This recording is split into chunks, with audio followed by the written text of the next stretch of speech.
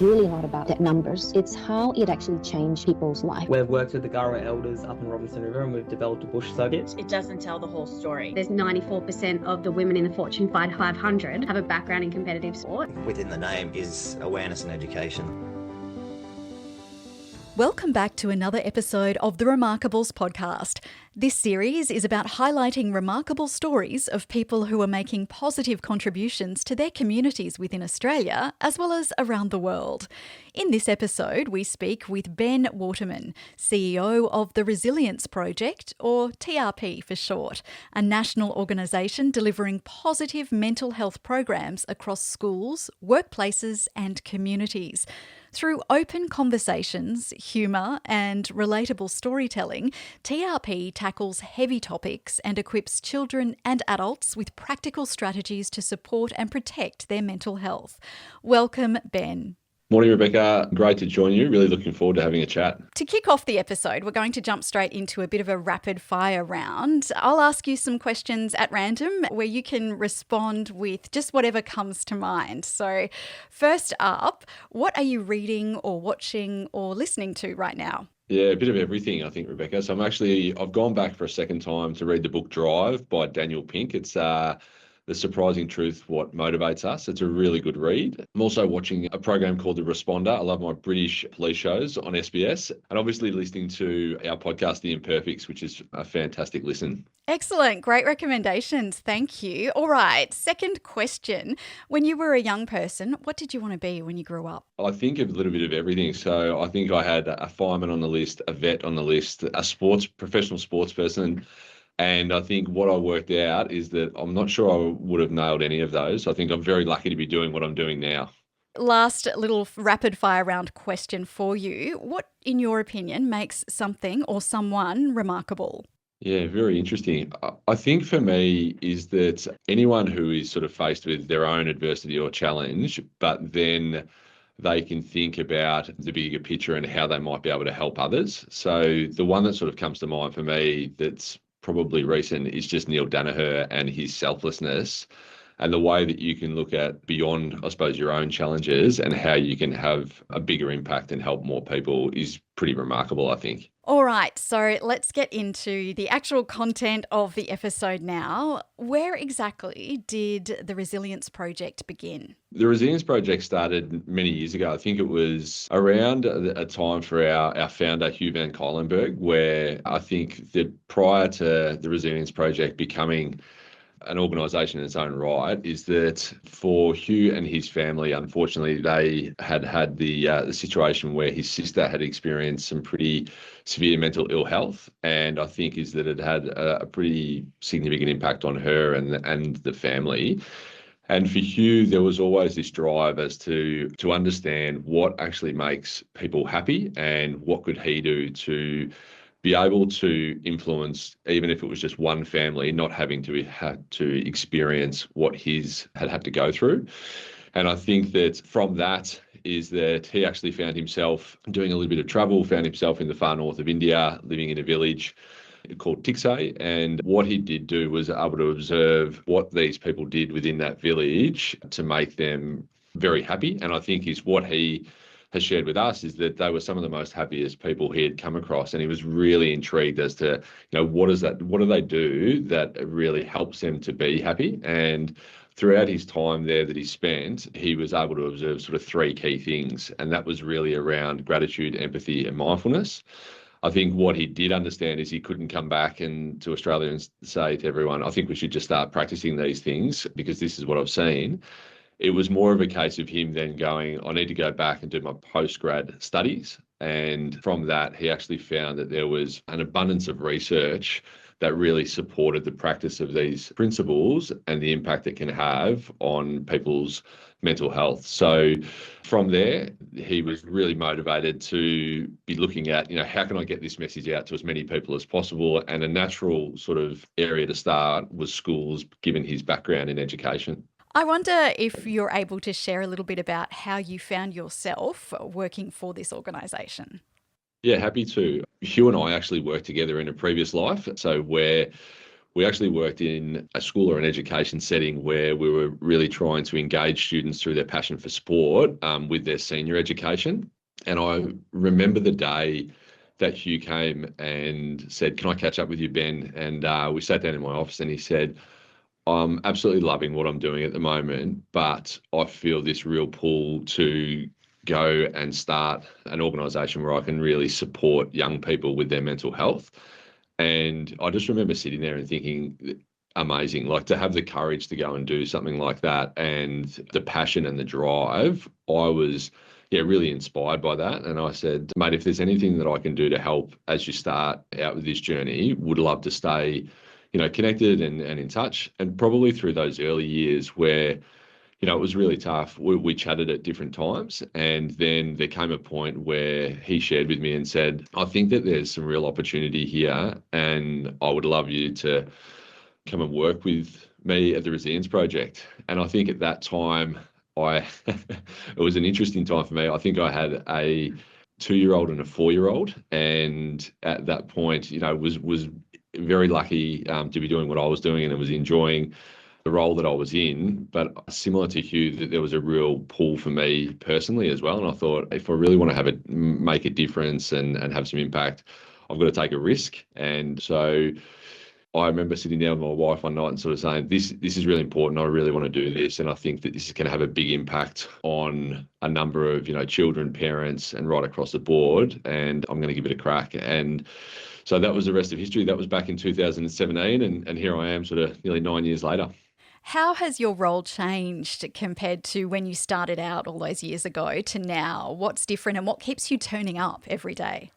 Yeah, Rebecca, I think my role is very different now. Obviously, when you're working in a startup organisation, I think when I came on board, there was 5 of us. So it was very much I likened it to being an octopus. It was doing everything. So you sort of had to be across all different bits and pieces. There was some great learning in that, made lots of mistakes and had a few, wins and positives along the way. I think what we needed to do at that point was we were really trying to work out to reach as many people as possible. And that hasn't changed, 9 years later, but we were probably being everything to everyone. And a big learning curve was to go, where can we have the greatest impact? And it was probably where the change has been is narrowing our focus in terms of, who we're working with and trying to support. So I think that has really helped us to have greater impact with all of the workplaces, the schools, the early years centres that we partner with and support. But I think the biggest change, and this is the thing that keeps me turning up every day, is we have the most incredible team of people. So we've got 40 people working at the Resilience Project, and their passion and drive is just infectious. And I think we're really lucky to have just such a great group of people to be working with. What have you learned personally about resilience through your experience working at TRP? Love sharing this one because I think this was probably a bit of an aha moment for me, is that the more positive emotion that you can experience helps you build resilience. So I think with that was something that was a really important one for me, is because thinking about, just the way often many of us operate is that we do have this negativity bias, and we're probably, 7 times more likely to notice the negative than the positive. So therefore, how do we actually look for opportunities to focus on the positives? And I think that, one of our key principles being gratitude is that really helps the ability to cultivate that positive emotion and positive experiences. So for me is, just looking for those opportunities to be positive as much as you possibly can. And then the byproduct of that is that's actually helping you to build resilience. It's really interesting when you unpack that, because I feel that that word, resilience, is born of rejection, or you need to be able to fall and pick yourself up again. But what you've just described is actually having that foresight, I guess, to be able to say, well, look at all the good things that I have, look at everything that's going right, and it's not as far to climb, is it, back up, when you can sort of look around and go, things aren't really that bad, and there's a lot that I'm grateful for. Yeah, I think you're spot on there. And I think that one of the key elements that I have also learned here is around that mental health continuum. So, up one end, you've got, I'm really flourishing and I'm a 5. And then, down this end, I'm really struggling and finding some challenges, at a -5. And, somewhere in the middle, we're probably anywhere between a 0 to 2. But ultimately, we're going to have these different times where we're going to be faced with challenge or adversity, and we're going to probably fall back on the scale a little bit. But if we can be practicing these strategies and thinking about how do we actually focus on some of the positives, we're able to bounce back a lot quicker. And that's something that we talk to, all of our different audiences about, because we know that that's inevitable. It's more around what can we be doing to actually shift that. Let's do a bit of a deep dive into that when you talk about those strategies, and maybe unpack a bit of the research that's behind the program. Specifically, you've already mentioned gratitude, empathy, mindfulness, that GEM or GEM model. What do people tend to struggle with the most in that little trio? I think that, when we talk about gratitude and empathy, they're probably concepts for people that they've got some reasonable knowledge on, or have a level of comfort with. I think probably mindfulness is certainly an area that people are still developing their understanding and level of comfort with. And one thing that was shared with us was, in thinking about mindfulness and what that actually means, for us at TRP, it's really focused on intentional awareness and being present in the moment. And, other people will have different definitions and different understandings of it. But I think for us, that's how we sort of see mindfulness. And I think the challenge for people is that, based on some information that was shared with us, is that we have the situation where we're spending 49% of the time thinking about what's in front of us. We're then spending about 34% of our time on what's happened previously, and then probably only spending around 17% of our time thinking about what's happening in the moment, in this present moment. So when you think about that and then trying to be mindful and be present, there are some real challenges, and that's reflective of, the world and how it's shifted over time. I wonder if you can speak to some of the sort of tangible outcomes of the programs. More than happy to. This is probably one of my favourite parts in the sense is that we've been very fortunate over the time that we've had 3 independent university evaluations completed on our school programs.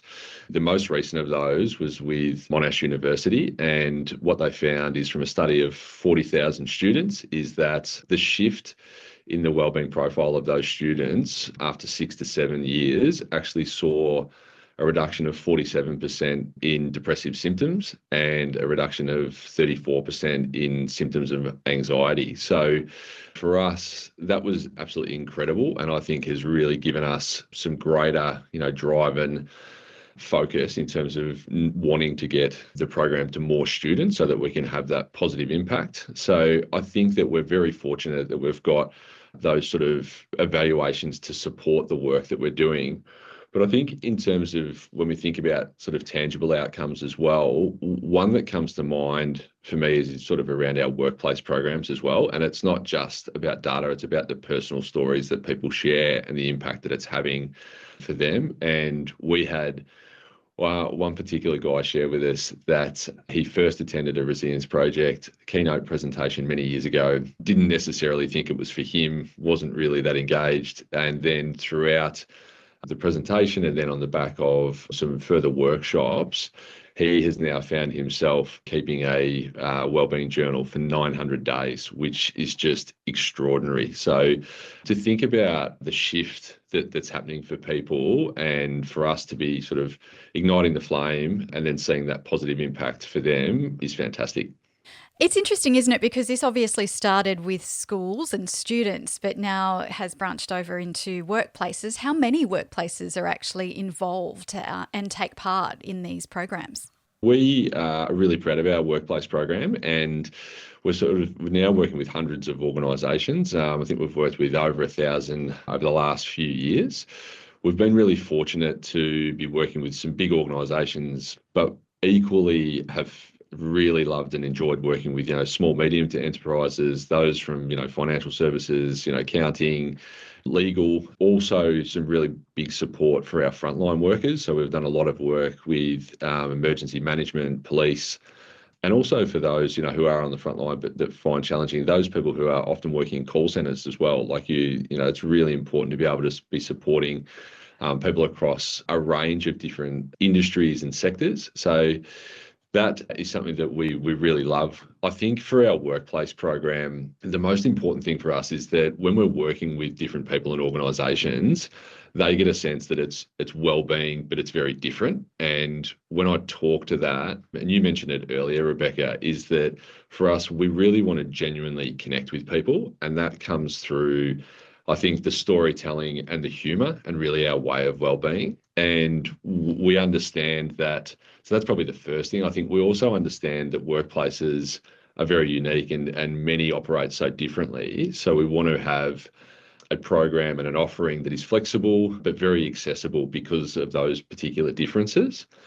And then what we hope from the work that we're doing and partnering with these organisations is that we're seeing that ripple effect of happy, individuals and teams, and what that can do for, overall workplace culture. So for us, that's a real focus in wanting to have a great experience, for all that we're working with. And so, Ben, specifically what is involved with the workplace programs?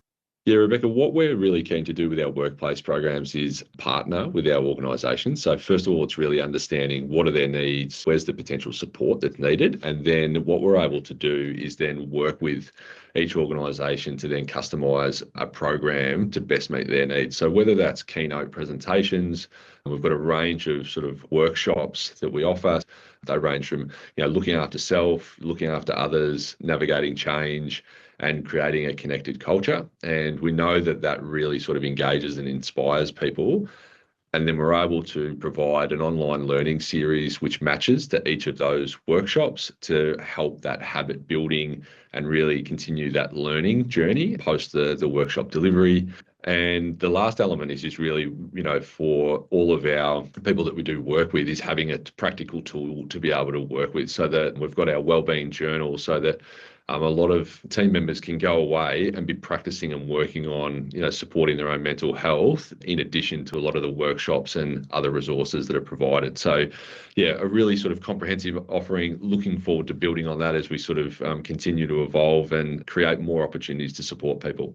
When you look at things through this workplace lens, obviously there's been a great deal of upheaval and change in the last 5 or 10 years, really. We've all endured a global pandemic, and that's had different impacts on people. But given the work that you do, I wonder if you've sort of got an opinion about whether resilience looks very different today to how it might have been considered 10 or even 20 years ago. Yeah, that's a really interesting question, Rebecca. I think on the whole, there's certainly a difference in terms of, I think, people's understanding and perception of what resilience was. And if you take ourselves back sort of 10 or 20 years, it was very much a case of, resilience. It was almost something you've either got it or you don't have it. It was very much that internal grit and just the ability of like, okay, I've got a difficult situation, I've just got to get on with it. Whereas I think the shift and the understanding has been really positive in that resilience, or building resilience, is a process. It's not necessarily innate. And it also is influenced by other things such as, your previous experiences, your relationships, your environment, and all those different things. So I feel that the greatest positive shift is that we're now understanding that we can build resilience, and there's different strategies and ideas and practices that we can put into play to be able to support ourselves. And that's fantastic, and something that is really, really motivates us. I think that's such a good point. You're right. There used to be this sense of, oh, well, they're just a really tough, resilient person. And it was assumed that you're just born like that. It's a tricky world that we're in too. We've got so much information at our fingertips. We've got, particularly at the moment, a lot of doom and gloom in news headlines. I think we are in challenging times. I think the world looks so different. And one of the things for me is that it's really important that, how do we give people the tools and the strategies to be able to navigate, all the different challenges that we're having to encounter. So I think around, and it goes back to what I was talking about before, I think, Rebecca, around, you were mentioning around the notion of like the negativity and the challenge. And it's like, so how do we actually find the positives, and what's some simple things that we can actually be doing, or when we're feeling really overwhelmed or stressed, what are a couple of things that we can consider we can do to support ourselves? And I think with that is that when we're working with our workplace partners, is that when you are feeling, overwhelmed or stressed, or you're feeling there's a lot that's happening in the world, is that how do you actually look at that and go, what's actually in my control? And then what's actually outside of my control? And if you can make a bit of a list of those two things, it really helps you to then look at that and go, okay, what can I influence and what can I change? What don't I actually have the ability to? So what you're able to do then is channel your energy into the things that can actually shift.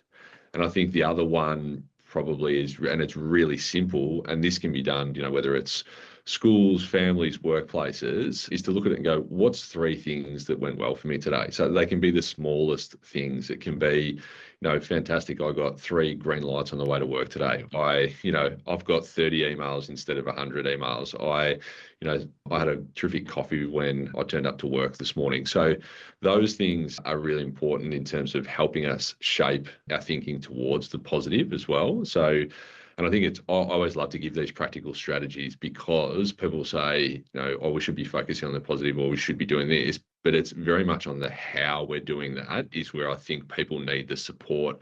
And that's something that is a big focus for us, through all of our programs. It's such a good way to be able to take those steps and apply them to your life, because I think as a concept, when people say focus on the positives, what does that actually mean?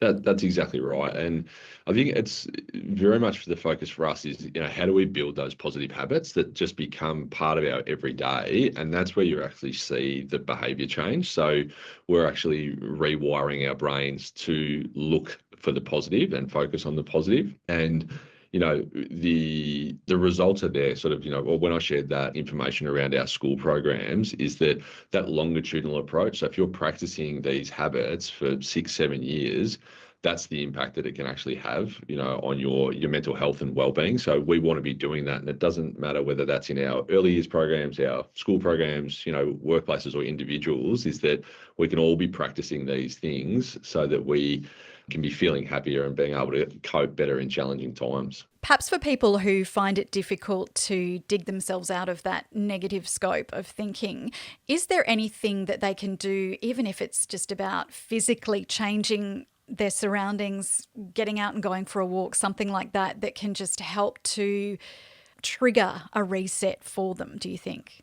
When I think about our model of wellbeing, and very much, at TRP, our model of wellbeing is around promoting wellbeing and enhancing resilience. And there's different things that sort of sit within that. So at the foundation is sort of emotional literacy. And that's really being able to, label your emotions and then understand, why am I feeling that way? And I think sometimes when you are sort of feeling and you're finding yourself in the negative, it's really trying to get to the core of, what am I feeling, and why am I feeling that way? And when you can actually do that, that helps you to be able to shift a little bit more quickly into, how can this potentially look different for me, and what can I be doing to potentially move things more into the positive? So that's why, for all of the focus we have, that essentially sits at the foundation. And then being able to practice, the gratitude, the empathy, the mindfulness, in addition to that, helps again to cultivate that sort of positive emotion and positive experiences. So I'd love to know what's next for the Resilience Project. Have you got anything exciting on the horizon?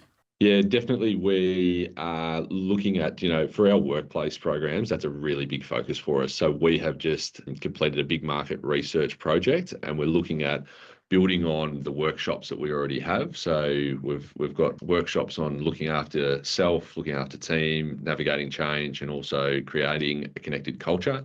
And then we've got an online learning series that goes with each of those workshops, as well as keynote presentations and wellbeing resources. So what we want to be doing is focusing on how do we get and build on that offering so that we can increase our reach and also our impact in workplaces. We're launching a new secondary curriculum in our secondary schools, which we're really excited about, and looking to increase our national reach in terms of our early years centres. And we'd love to have more early years centres doing our early years program across the board. So plenty happening for us to keep out of mischief, Rebecca, that's for sure.